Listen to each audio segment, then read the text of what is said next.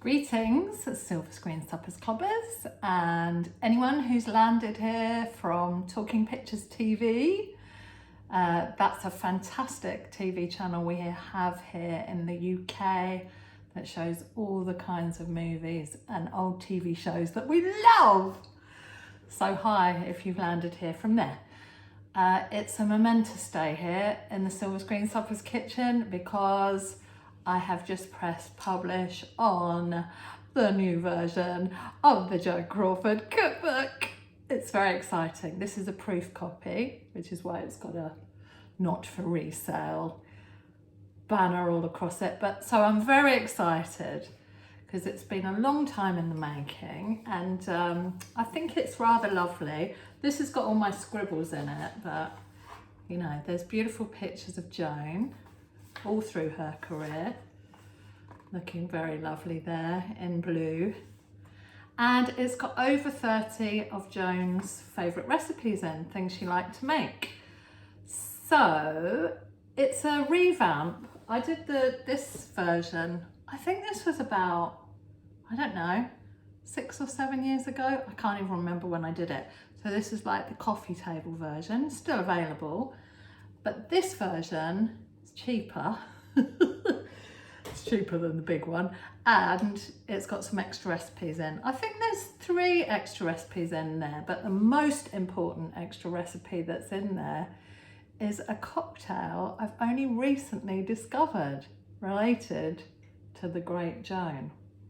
So I'm going to demonstrate how to make that now. It's in the book, but I'm going to show you how to make it. So I read on the internet somewhere that there was an Errol Flynn cocktail in a book called Bottoms Up, which is a great name for a cocktail book, Bottoms Up. So it was a book by Ted Saucier. I don't know how you pronounce his name, but they are very, very expensive to buy on the internet. They're kind of rare, I guess. But luckily, someone has done a reprint, facsimile, and this is it, Bottoms Up.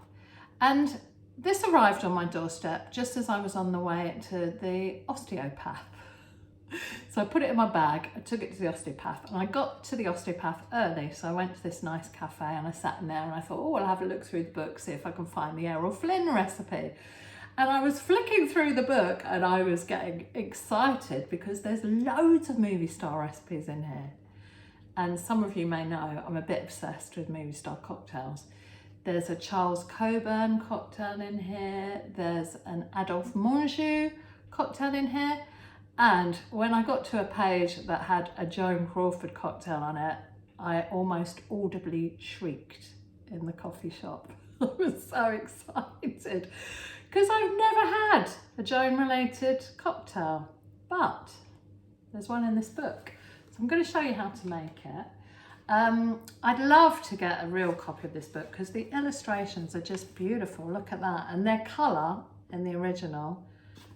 I'd love I'm saving up. It's a lot of money. Right. Okay, my chums, shall we make a Joan Crawford cocktail to celebrate? I'm wearing the most Joan Mildred Pierce related outfit I could find in my wardrobe. It's got fur cuffs, which Joan is wearing an outfit with fur cuffs in the early part of the film. Have you seen it yet?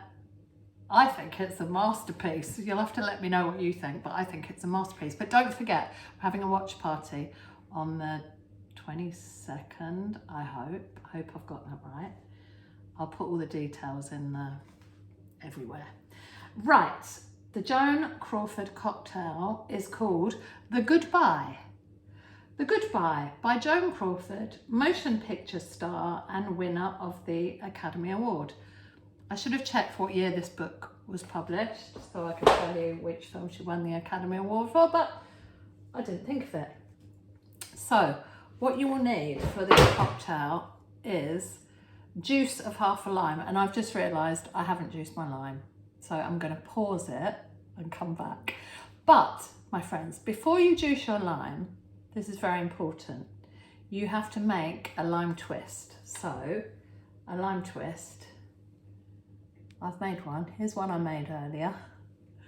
And what I do is I peel the lime and I get as long a piece of lime as I can, and then I wind it around a knitting needle like so.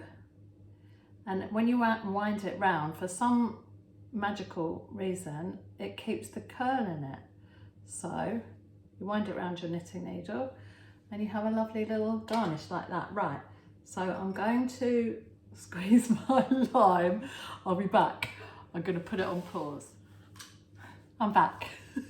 I've squeezed my lime. I thought I had everything prepared, but I didn't. Right, so I've squeezed the lime, and the ingredients for this are juice of half a lime, half a jigger of vodka, and like Monty Berrigan in Mildred Pierce, I have the heel of a bottle of vodka here. This is Icelandic vodka, it's very nice. And those of you who've seen me do video cocktail demo before will know about my friends and relations measuring. So the little end is for your relations and the big end's for your friends. So as I'm celebrating, I'm going to use the friends end. So half a jigger of vodka and half a jigger of apricot brandy. Now, it's quite hard to get apricot brandy in the UK. I don't know why. So it's much easier to get apricot brandy liqueur, which, as you'll see, has got a nice orangey colour. And to be honest, I do use that for most cocktails that call for apricot brandy, but it is sweeter than apricot brandy. So for my Joan Crawford, I've specifically bought some Palinka, which is Hungarian brandy, and Barak, I believe, is apricot. So this is proper apricot brandy, and I've made Joan Crawford cocktails before, but I've never made them with proper brandy. Oh yeah. Yeah, that smells really different to the apricot brandy liqueur. This smells a bit more fake apricot, and that smells like the real McCoy. So half a jigger of the apricot brandy and a dash of grenadine. Grenadine is really, really sweet, and it's easy to add too much to a drink, and then it does end up being very sweet. So I decided, after doing this many times and making drinks that had way too much grenadine in, to buy myself a little bitters bottle for my grenadine. It looks rather pretty. And so that means I'm just going to add a dash, because it's got one of these lids on it that will just give you a tiny amount. So in goes a dash. That'll make it a nice colour. And I'll read the actual instructions for the Joan Crawford Goodbye. Mix in electric mixer with shaved ice. Serve in champagne glass frappéd. Serve, small twist of fresh lime peel for a garnish. Now, electric mixers make a lot of noise, so I'm not going to use one in this demo, but luckily I have this lovely device. It is an ice crusher. I got this on a holiday in Mersey Island, which is off the coast of England, and I love it. Can you hear that? It's a manual ice crusher. And it's lovely, look, it makes all this lovely crushed ice. I don't know whether you can see it, but I've got about 8 ice cubes in here, because I like a very icy drink. So I'm just going to mix the cocktail ingredients and some shaved ice in a glass, and then I'm going to put it in a champagne glass. So I'm popping in my shaved ice. So I don't want to make lots of noise with an electric mixer, but if you've got an electric mixer, I guess you could just put ice cubes in it, and as you whiz it up, they're going to turn into shaved ice, aren't they? So here we go. Just give that a little mix into my champagne glass. Now, that is a lot pinker than with the apricot brandy liqueur, that was more of an orangey colour. So there you go.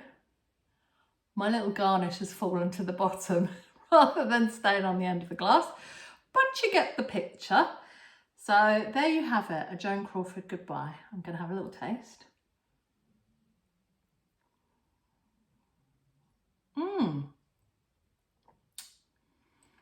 Actually, that is a very, very different flavour to the one with the apricot brandy liqueur. I had one of those before through this video to compare and contrast. Yes, that's a very different taste, and actually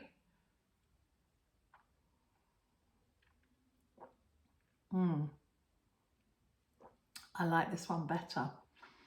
That reminds me of sort of, it's got more of a kirsch sort of grappa kind of vibe going on.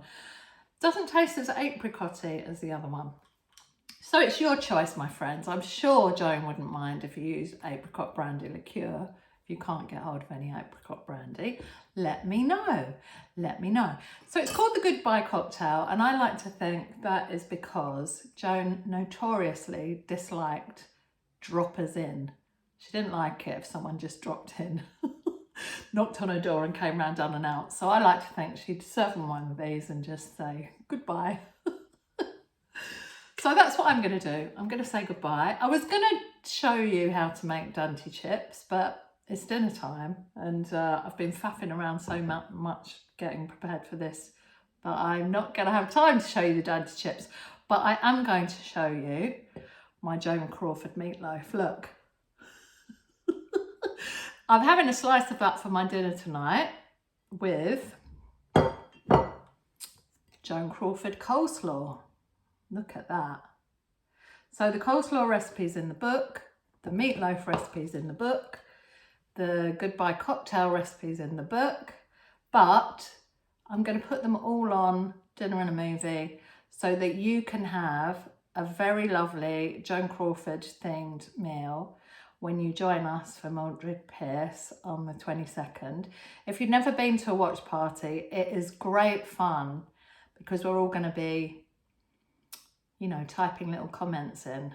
If you haven't seen the film before, it might be nicer to watch it without lots of chit chat going on. But if you have seen it before, it's fun. It's fun coming to a watch party. I highly encourage it. So I'll put all the details in the text box on Dinner and a Movie and in the YouTube video. So I hope that you will enjoy a Joan Crawford cocktail. I hope that you'll send me photographs if you make one.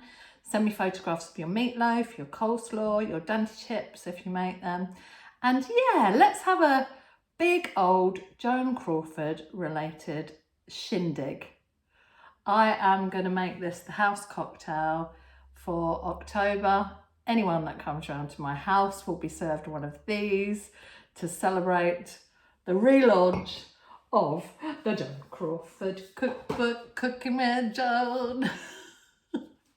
Whatever you think about Joan as a person, I think she was a pretty good cook.